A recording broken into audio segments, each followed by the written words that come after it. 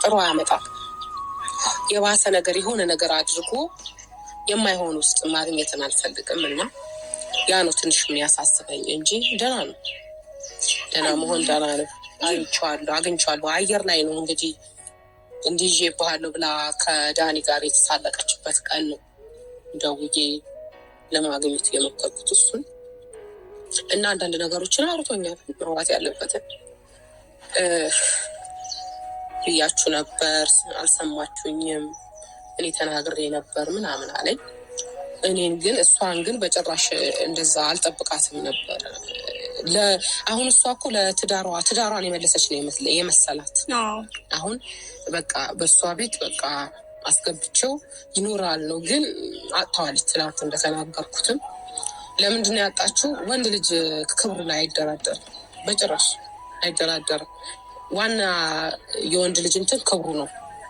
ይሄ ደግሞ ክብሩን በጣም የሚነካ ነገር ነው። ብዙ ክብሩን የሚነካ ነገር። በሰው ፊት ተተችተዋል፣ ተሰድበዋል፣ ቤተሰቡ ጭምር ተሰድበዋል። እሱን የወለደች ማህፀን ተብላለች፣ ብዙ ነገር ተብሏል። ቤተሰብ እስከ መሰደብ፣ አባት፣ እናት፣ ወንድም፣ እህት እስከ መሰደብ ድረስ ደርሷል በሱ ኬዝ። ይሄ ግን ወንድነትን የሚፈትን ነገር ነው አሁን የተደረገው ማለት ነው። ወንድነትን የሚፈትን ማለት ብላክሜል ለወንድ ልጅ ከባድ ነው።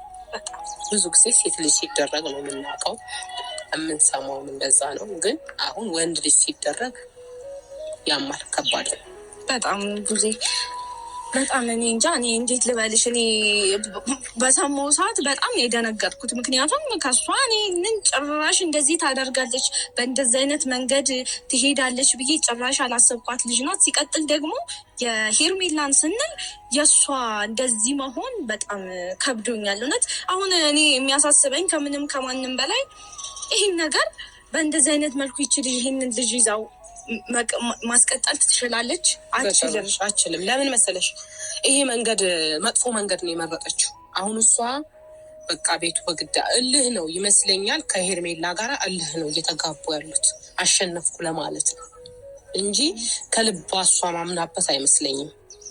ግን በልጇ አባት ላይ በእንደዚህ መልኩ እሷ የምታውቀው ገና ነው ኖርማል።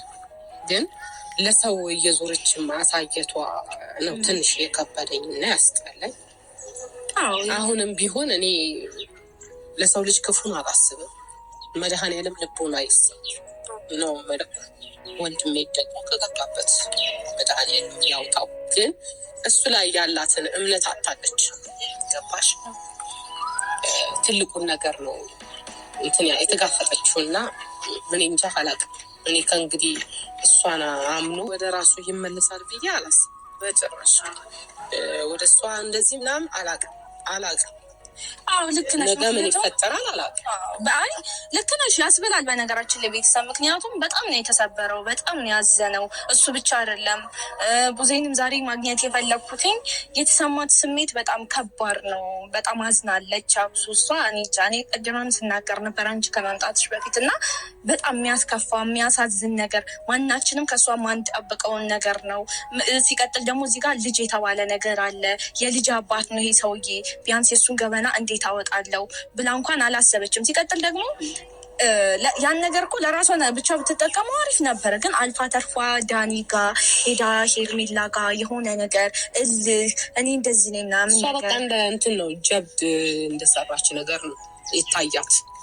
ለእሷ ይሄ አሁን ትልቅ ስኬቷ ነው። ግን ተሳስታለች። እስከ ዛሬ ድረስ እኔ ነገርኩሽ